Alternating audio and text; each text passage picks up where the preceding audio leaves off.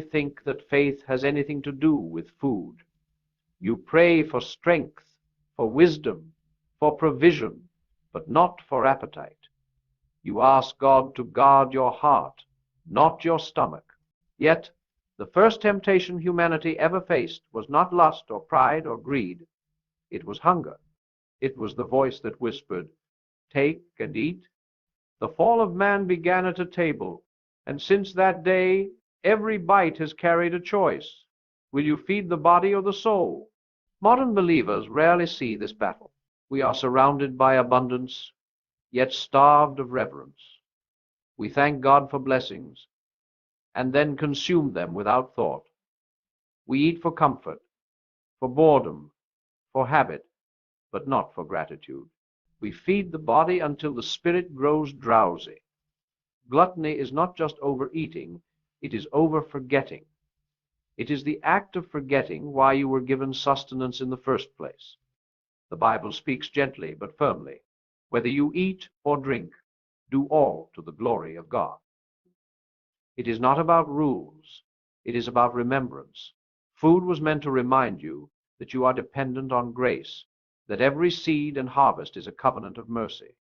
When you eat without gratitude, you silence that reminder.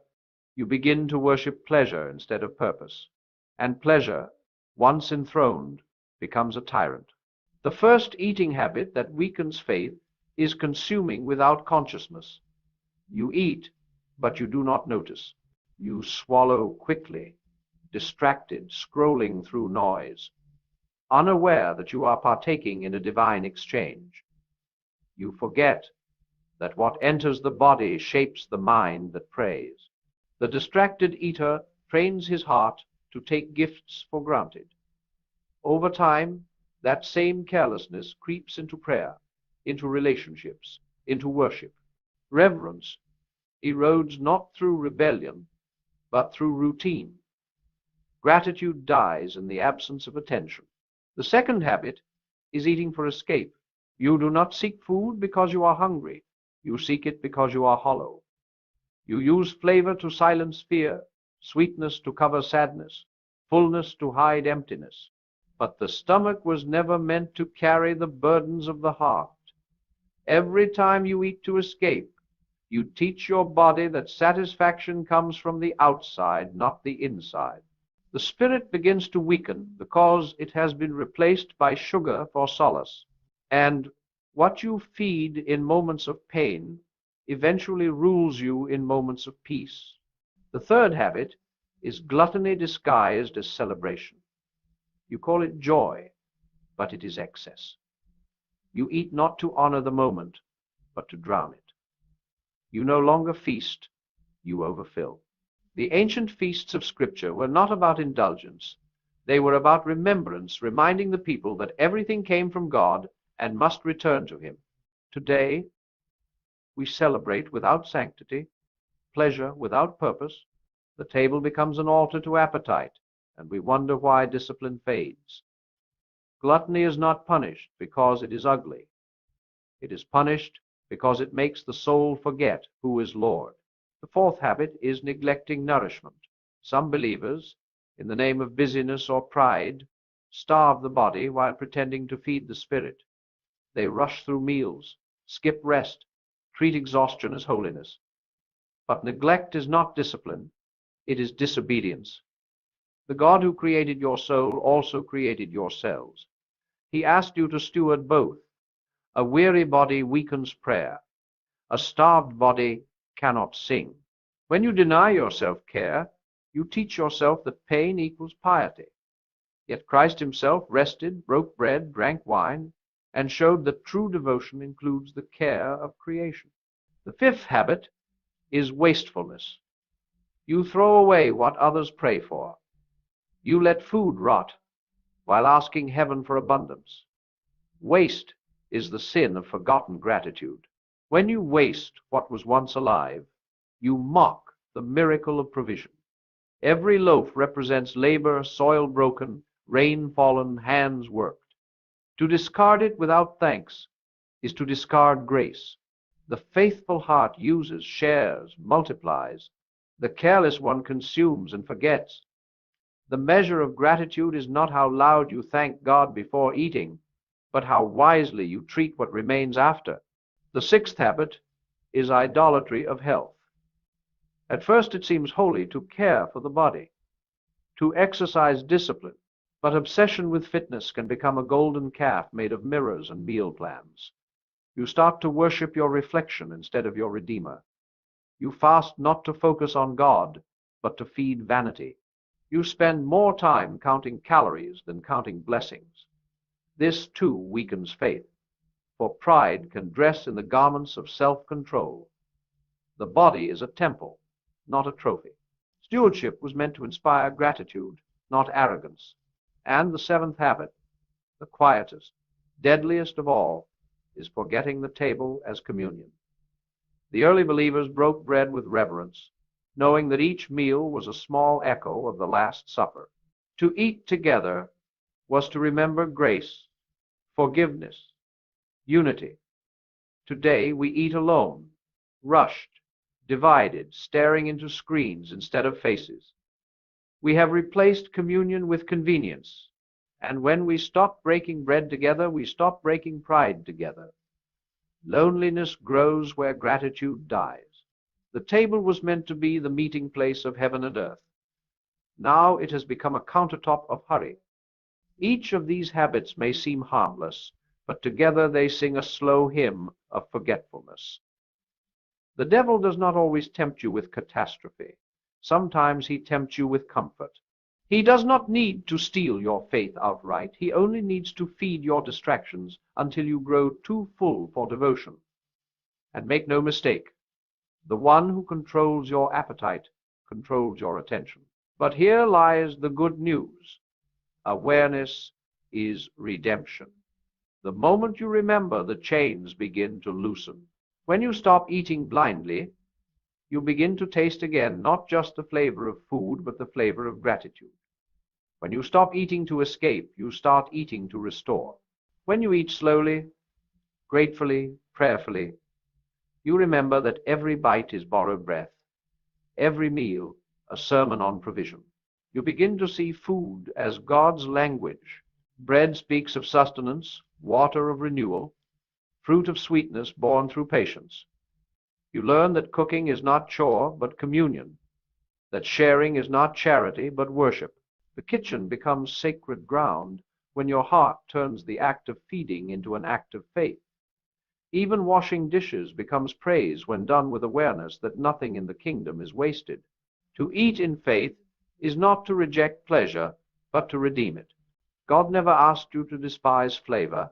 He asked you to delight in it without dependence. Taste was his invention, but addiction was man's corruption. When you reclaim delight as gratitude instead of gluttony, pleasure becomes prayer. The believer who blesses his meal with sincerity consumes peace alongside nourishment. And then, slowly, your relationship with food mirrors your relationship with life. You stop rushing, start savoring. You stop hoarding, start sharing. You stop escaping, start engaging. Every meal becomes a lesson in balance. Eat enough to live, not to forget. Give enough thanks to remind yourself who gave it. Discipline begins at the table. If you can say no to the second slice you do not need, you will find it easier to say no to the temptation you should not touch. Self-control is one fruit of the Spirit, and it grows where gratitude is planted. Every time you restrain appetite, you strengthen authority. The same muscle that closes your mouth against excess opens your heart to obedience. And when you begin to live this way, awake, aware, grateful, your very presence changes. The same Spirit that once reached for food to fill emptiness now reaches for purpose to feed others. You begin to serve rather than consume, to bless rather than demand. Your table becomes testimony.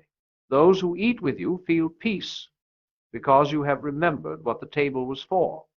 Remembrance, fellowship, reverence, love. Once awareness takes root, you begin to see that eating is never only about the mouth. Every choice you make at the table reverberates through the spirit. The bite you swallow without thought shapes the mind that prays. The morsel you consume with greed or haste echoes in the heart that worships. Every habit of indulgence or neglect becomes a chord in the symphony of your soul, and the longer you ignore it, the louder it plays, until you are singing someone else's song without realizing it. You begin to understand that discipline is sacred. It is not the oppression of enjoyment, but the invitation to wisdom. To eat deliberately is to reclaim authority over your body and mind. You learn that restraint is not punishment, it is preparation. Each refusal of excess is a rehearsal for faithfulness. Each pause before indulgence becomes a prayer. And the miracle is that God does not require perfection. He requires participation. He asks only that you choose awareness, that you honor the gift of sustenance as He intended. Slowly, you notice subtle changes. You begin to crave nourishment over mindless pleasure. Fruits, grains, water. The simple gifts of creation, they taste richer because your heart is awake. You begin to fast not out of desperation, but out of devotion. You eat to sustain, to celebrate, to remember. And in those meals, you hear whispers of the divine, faint but unmistakable, telling you that the kingdom is present even in the simplest act. Those who once dismissed the table as mundane now see it as altar. Each meal becomes ritual. Breaking bread becomes not routine, but reverence. Even the smallest gestures, pouring water, breaking a piece of bread, offering a plate to another, become acts of worship. You learn that service is the spice that turns the ordinary into the holy.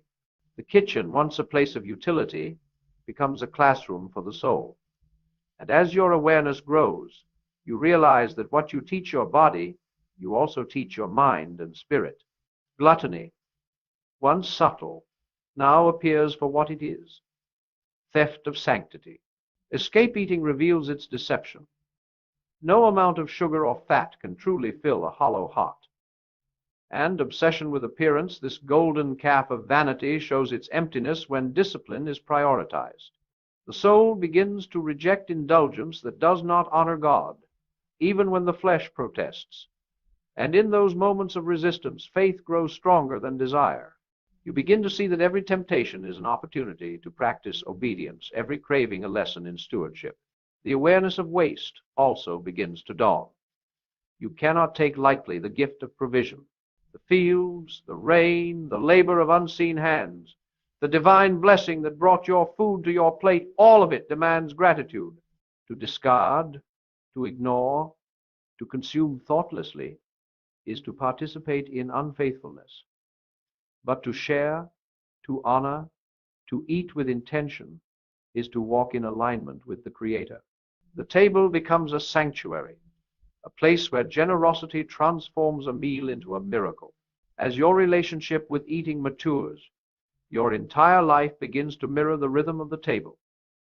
Discipline learned in one area radiates outward. Self-control over appetite becomes control over words, over thoughts, over actions. You discover that moderation at meals teaches moderation in conduct. That reverence in preparation fosters reverence in prayer. That awareness in consumption nurtures awareness in conversation. Your entire existence starts to harmonize with the divine pattern that God intended. And joy begins to emerge where once there was only routine, not shallow happiness, but deep contentment, the kind that the Bible promises to those who walk in obedience. Each meal becomes a microcosm of life, measured, meaningful, and full of gratitude.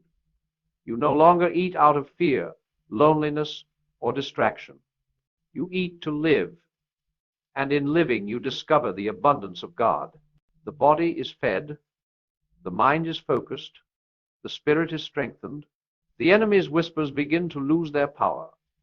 Where once indulgence ruled, now discernment governs. Where once you sought comfort to escape, now you seek nourishment to serve. Where once you glorified vanity, now you glorify stewardship. You begin to notice that the greatest battles are not external. They are fought quietly, within, at the place where appetite and attention meet. And victory is won not through dramatic confrontation, but through daily obedience. In this rhythm of life, fasting and feasting alike take on new significance. To fast is to sharpen awareness, to remember dependence on God. To feast is to celebrate provision, to honor His generosity. Every act becomes intentional, and intention becomes a conduit for blessing. The mundane becomes magnificent. The ordinary becomes extraordinary. The table becomes the theater in which you practice reverence, gratitude, and love. And soon you realize that this is not just about food. It is about the soul's capacity to listen, to choose, to obey. Eating becomes a mirror, reflecting back your spiritual discipline. To consume wisely is to think wisely. To savor slowly is to pray earnestly. To give generously is to love wholeheartedly. The lessons of the table stretch into every interaction, every decision, every thought. Faith becomes embodied, not abstract. Belief becomes tangible, not theoretical. You will notice, too, that others are affected by your transformation. Family and friends begin to respond to your calm presence, your measured behavior, your reverent approach to life. The atmosphere at shared meals changes. Conversation deepens. Laughter becomes lighter. Tension dissipates. Your commitment to faith at the table radiates outward, touching lives without preaching a single word. This is the silent testimony of obedience, the power of internal harmony manifesting externally. And the more consistently you live in this awareness, the more your entire being aligns with God's purpose. Physical health improves because care becomes habit. Mental clarity sharpens because distraction is minimized.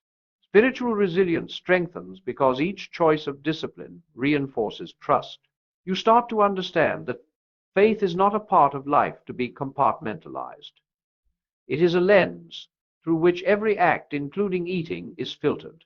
Eventually, eating is no longer merely sustenance. It becomes sacrament.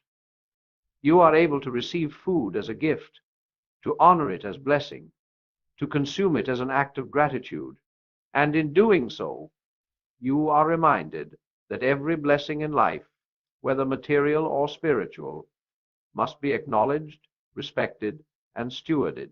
Neglect, indulgence, escapism, gluttony, vanity, wastefulness, and forgetfulness are all neutralized, not by fear, but by deliberate awareness. The full transformation occurs when these habits no longer dominate your behavior unconsciously. Your choices become intentional. You pray before meals, not out of obligation, but from reverence. You serve others before yourself, not to impress, but to honor. You fast without resentment. You feast without greed, and you nourish your body in alignment with your soul. Your faith is no longer theoretical. It is operational. Every bite, every sip, every pause carries spiritual weight.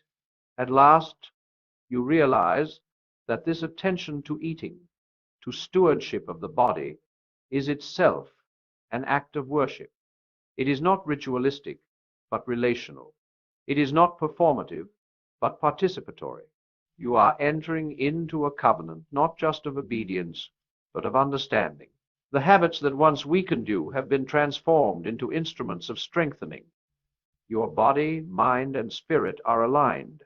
And in that alignment, you discover the fullness of faith. God is present in the ordinary. Holiness is accessible in the mundane, and obedience is a path to joy. As you continue walking this path, you begin to notice subtle occurrence in your relationship with food. It is no longer simply what you put into your body, but how you engage with the act itself. Eating becomes a mirror to the soul. Every choice, every portion, every moment of restraint or indulgence reflects the state of your spirit. You realize that faith is practiced not only in prayer or study, but in vigilance over your own appetite. It is here, in these quiet daily decisions, that the battle for integrity is fought. The awareness of what you consume begins to sharpen your discernment in all things. The same attentiveness that prevents gluttony prevents spiritual compromise. The same reverence that transforms a meal into worship transforms words into blessings, thoughts into prayers, moments into opportunities for grace. You begin to understand that discipline is not a burden, but a bridge. The more you govern the body, the more freedom you find in the soul. You are learning that obedience is not restriction, it is empowerment. You also notice the interconnection between eating and attention. Eating in a state of distraction, scrolling, talking without listening, rushing, teaches the soul to rush through prayer, to skim over scripture, to approach devotion with half-heartedness. Every bite swallowed mindlessly is a rehearsal for spiritual numbness. But eating with mindfulness, the act of acknowledging the source of your sustenance, giving thanks for the labor that produced it, savoring the texture, the aroma, the taste, awakens gratitude, and gratitude awakens faith. The act of mindful eating becomes a metaphor for mindful living. Then comes the recognition of emotional eating. Every morsel consumed to dull fear, sadness, loneliness, or boredom is a temptation that weakens faith by displacing trust in God with temporary satisfaction. You see clearly that every time you have turned to food to manage feelings, you have unwittingly trained your spirit to seek relief from the created rather than the Creator. You understand that to eat is not merely to fill the stomach, but to nourish the soul. When food is misused, it sedates the spirit, dulls perception, and dims awareness. Each conscious refusal to indulge in emotional escapism becomes a small act of triumph in faith. The lessons of moderation emerge. You begin to understand that portion control is more than physical discipline. It is moral training. The restraint exercised in the kitchen translates to restraint in relationships, in finances, in speech, in thought. Each conscious decision to eat what is necessary, rather than all that is tempting, becomes a template for spiritual prudence. Your life begins to take on a rhythm of wisdom. Even pleasure becomes ordered, because it is now in service to purpose rather than passion. You also see the power of fasting. Fasting is no longer simply a ritualistic abstention from food. It is a strategic act of the will, a deliberate attunement to the divine. Every hour spent resisting hunger becomes an hour spent strengthening your spirit, honing discernment, and deepening reliance on God. Through fasting, you learn the difference between need and desire, between gratitude and greed, between submission to God and surrender to impulse. The discipline of fasting extends beyond the body to cultivate resilience in the mind and steadfastness in the heart. Sharing food becomes a sacrament of community. You understand that generosity in meals mirrors generosity in spirit. The act of providing sustenance to others, especially those in need, cultivates humility and compassion.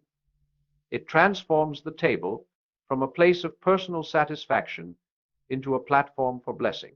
In this way, eating becomes a conduit for obedience, a medium through which faith is not only preserved, but multiplied. Each shared meal is a note in a larger symphony of service and devotion, echoing the principle that our lives are not meant for ourselves alone. Then there is the joy of simplicity. You discover that a meal does not need extravagance to be holy. Simple, wholesome food, consumed with awareness, becomes more nourishing than the richest banquet consumed without intention. You learn that abundance is not measured by quantity, but by quality of attention and reverence. Every modest bite can teach a lesson in humility, gratitude, and mindfulness. In simplicity, the mind rests, the spirit wakes, and the heart remembers that every blessing is a gift, not a right. As your practices solidify, the 7 habits that once weakened your faith begin to transform. Conscious consumption neutralizes mindless eating. Mindful attention counteracts distraction. Disciplined restraint tames gluttony. Gratitude heals indulgence. Generosity negates waste. Reverence counters vanity. Fasting strengthens reliance on God rather than flesh. Slowly, your body, mind, and spirit begin to resonate in harmony with the divine rhythm. Every meal becomes an opportunity for growth. Every bite, a reaffirmation of faith. And with this harmony comes a subtle yet profound peace. You no longer approach food with anxiety, guilt, or indulgence. You no longer eat as a way to avoid life or fill emptiness. You eat to live, to celebrate, to remember. Each act of consumption is conscious, each meal a practice of faith. The ordinary table becomes extraordinary. The mundane act of eating becomes a sacrament of the soul. You see that faith is not diminished by attention to daily habits. Rather, it is deepened, strengthened, and sanctified through them. Your relationship with God begins to transform. Prayer is more attentive, worship more heartfelt, obedience more joyful. You notice how even the simplest acts, pouring water, breaking bread, passing food, become moments of sacred interaction. Every meal becomes a rehearsal for heaven. You learn that holiness is not a distant ideal, but a present practice, achievable in the ordinary rhythms of life when approached with awareness and intention. You start to influence others. Family and friends notice the change not just in your eating, but in your entire demeanor. Calm replaces haste. Gratitude replaces complaint. Discipline replaces indulgence. Your table becomes a place of teaching without words, a witness to faith in practice. People who eat with you feel a subtle shift in atmosphere. Even silence in these moments becomes meaningful, filled with reverence. Your habits shape not only your own spirit, but the environment around you, creating ripples of blessing that extend far beyond the plate. As your awareness grows, you begin to see the subtle connections between what you eat and how you live. The body is a temple, and every habit of consumption either builds it or erodes it. You notice that when you overindulge, the mind grows restless, prayer becomes shallow, and patience thins. When you eat without discipline, even your thoughts stagger. Conversely, when you eat intentionally, slowly, gratefully, wisely, clarity returns. Your spirit aligns with your actions, and every bite becomes a step toward holiness. The practice of moderation becomes a form of worship. You no longer measure meals in calories or taste alone. You measure them in mindfulness, in acknowledgement of God's provision. Each meal is a miniature offering, a daily act of recognition that the Creator sustains you. You learn that every blessing consumed with awareness strengthens faith, while every indulgence swallowed unconsciously weakens it. Even the simplest foods carry moral weight when approached with reverence. Your fasting becomes more than abstention. It becomes training of the will. The hunger you feel is not merely physical, but spiritual, a reminder of dependence on God, a clarion call to discipline. In resisting the temptation to fill the body at every impulse, you train yourself to resist temptation in every area of life. You realize that self-control in small matters translates to strength in larger matters. The bite you deny today teaches you to deny the urgencies of pride, envy, and indulgence tomorrow. Then comes generosity. You notice how giving of your resources, sharing food with the hungry, inviting others to the table, providing meals for those who cannot afford them, transforms not only their lives but yours. Each act of sharing becomes an echo of God's generosity. You are reminded that sustenance is not meant to be hoarded, that provision is a responsibility, that abundance is a gift to steward. And every time you feed someone else, you feed your own soul as well. Gratitude deepens into devotion. You no longer consume without thought. The taste of bread reminds you of God's covenant. The sweetness of fruit reminds you of His patience. The water you drink reminds you of the living water that satisfies eternally. Every meal becomes a meditation, a practice of remembering that you are held in the hands of the Creator.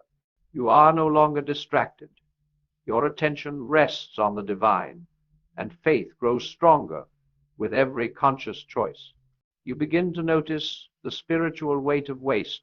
Throwing away what is edible becomes a form of negligence, a failure to honor the labor, the providence, and the blessing that brought the food to your plate. Mindless disposal becomes a habit of forgetfulness, a small but significant weakening of the spirit. In contrast, thoughtful use, preservation, and sharing of food become acts of gratitude and faith. Stewardship of what is given reflects stewardship of all that God entrusts to you. The discipline you cultivate at the table extends into every aspect of life. Eating with intention fosters patience. Consuming with gratitude cultivates humility. Resisting indulgence builds fortitude. Sharing generously nurtures compassion. The body and soul begin to harmonize. You see that what once appeared as a mundane daily ritual eating is actually a proving ground, a place to practice faith, to exercise discernment, and to cultivate virtue. This transformation is subtle but powerful. Over time, your inner life grows steadier. You no longer chase pleasure at the expense of principle. You do not succumb to distraction or fear. You become grounded, not in rigidity, but in rhythm, an ordered life flowing in accordance with divine principles. Eating becomes a template for discipline, mindfulness, and obedience. Your body, mind, and spirit no longer exist in conflict, but in concord. And as this alignment strengthens, the influence extends beyond yourself. Family, friends, and community feel the shift. Meals shared become opportunities for teaching and example. Children learn reverence for provision. Friends see calmness where there was previously chaos. Even strangers feel the subtle power of a life harmonized. You realize that the faith cultivated at your own table radiates outward, influencing the atmosphere around you. You also come to understand the joy of sufficiency. When the appetite is governed by discipline and gratitude, every portion is satisfying. You do not need excess to feel content. You learn that abundance is measured not by quantity, but by awareness. The soul that eats with intention finds fullness in simplicity. Pleasure is no longer a tyrant, but a gift. Every meal becomes a celebration, every taste a reminder of God's faithfulness. Your relationship with God itself deepens. Prayer becomes more attentive, worship more heartfelt, obedience more deliberate. You see the connections between body and soul, action and belief. Faith is no longer abstract, it is lived. Eating becomes a rehearsal for devotion, a daily exercise in aligning desire with discernment, consumption with conscience. Every choice reinforces the covenant between Creator and creation, reminding you that holiness is not distant, but present in the ordinary. And in time, the 7 habits that once weakened your faith, mindless consumption, eating for escape, gluttony disguised as celebration, neglect of the body, wastefulness, obsession with appearance, and forgetting the table as communion begin to reverse. Conscious eating replaces mindless eating. Gratitude replaces distraction. Moderation counteracts gluttony. Care replaces neglect. Stewardship counteracts waste. Reverence replaces vanity. Sharing replaces isolation. Faith is strengthened, not diminished, by the choices made at each meal. Your life becomes a living example. Others see the peace and discipline cultivated through attention to these seemingly small actions. They witness the calm presence, the steady character, the intentional living. Your table becomes a sanctuary. Your meals, prayers, your choices, testimony. The faith that was once weak through unconscious habits now flourishes through vigilance, mindfulness, and obedience. And you begin to understand a profound truth. The body is not separate from faith. It is the vessel through which faith is exercised. Discipline at the table is discipline of the soul. Mindfulness in consumption is mindfulness in worship. Gratitude in provision is gratitude in life. Each bite, each pause, each conscious choice is a step in the long path of spiritual formation, a practice of aligning flesh and spirit with divine intention. As your practice of mindful eating becomes habit, subtle transformations begin to emerge. You notice patience emerging where once there was haste, gratitude where once there was complaint, and reverence where once there was neglect. Each meal becomes a mirror reflecting your spiritual growth. Every choice to pause before indulgence, to eat with intention, to honor God's provision, strengthens your character in ways that ripple far beyond the table. The act of feeding the body becomes a discipline of the heart, an exercise of obedience, and a rehearsal for the life you are meant to live. The true power of this transformation is revealed in resilience. Life will continue to test you. Temptations will appear. Schedules will press. Stress will mount. And old habits will whisper their familiar songs. But now, fortified by intentional habits of consumption, you discover that you can meet these trials with steadiness. You are no longer carried away by impulses because your faith has been trained to govern desire. Hunger, once merely physical, becomes spiritual, calling you to remember dependence on God rather than indulgence. Each controlled bite, each mindful choice builds fortitude that strengthens every aspect of your life. You begin to see that true freedom is not the liberty to eat what you want when you want, but the discipline to choose what is best. You learn that freedom without wisdom is bondage, and indulgence without awareness enslaves the soul. The body, trained through careful attention, becomes a partner in faith rather than a distraction from it. The hunger you resist today fortifies the will to resist sin tomorrow.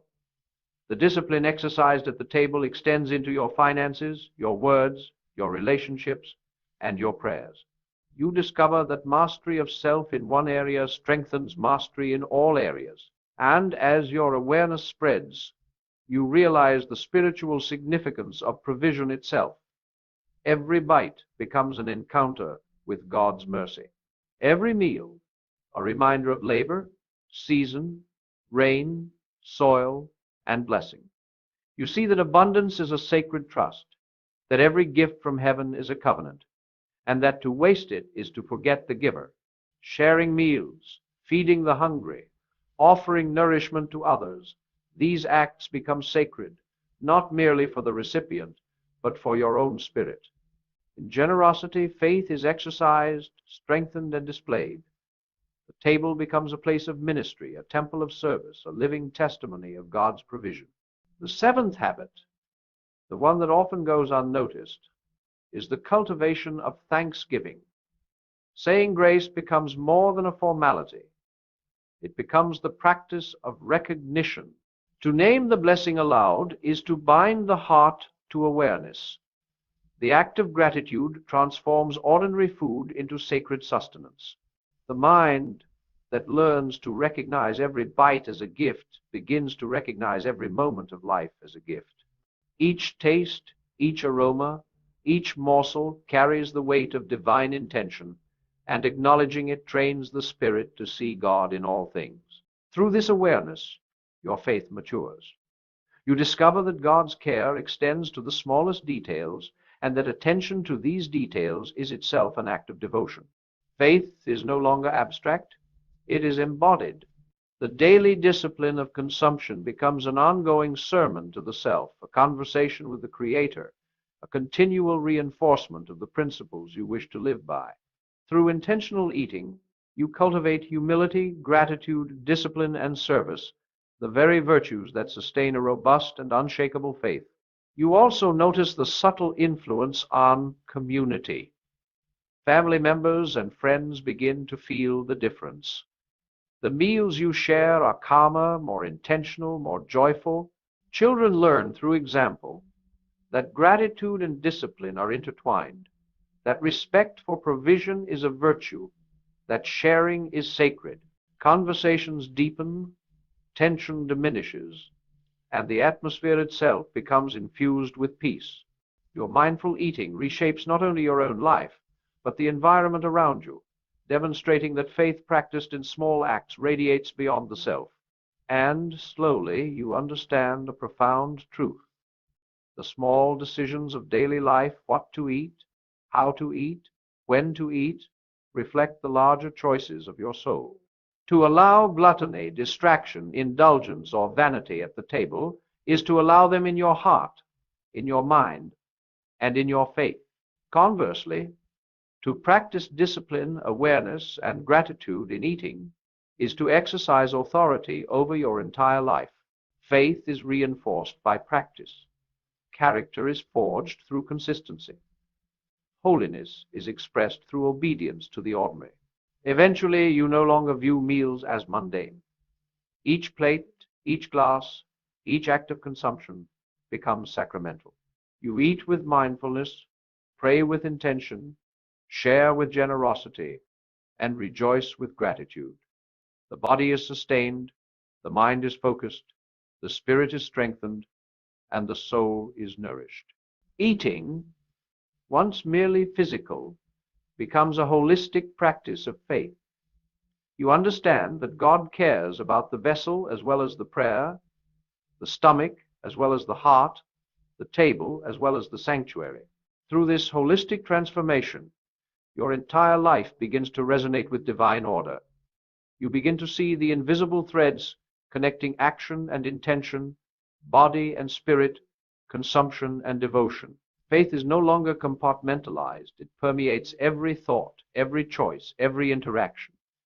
Your eating habits, once a source of weakness, have become a training ground for spiritual resilience. You no longer need to escape or avoid the challenges of life. You meet them with strength born of daily practice. And as the final layers of awareness settle, you realize the scope of transformation. The 7 habits that once undermined your faith, mindless consumption, emotional eating, gluttony, neglect, wastefulness, vanity, and forgetfulness, have been replaced by consciousness, gratitude, moderation, care, stewardship, humility, and communion. The table is no longer a place of temptation, but a place of triumph. Each meal reinforces discipline. Each choice affirms faith. Each act manifests holiness. You are no longer a passive participant in life. You are a co-creator of your spiritual rhythm. Finally, you see the ultimate truth. The path to unshakable faith is not through extraordinary acts or miraculous events, but through the ordinary choices of daily life. Eating becomes a microcosm of obedience. Each bite is a decision to honor God.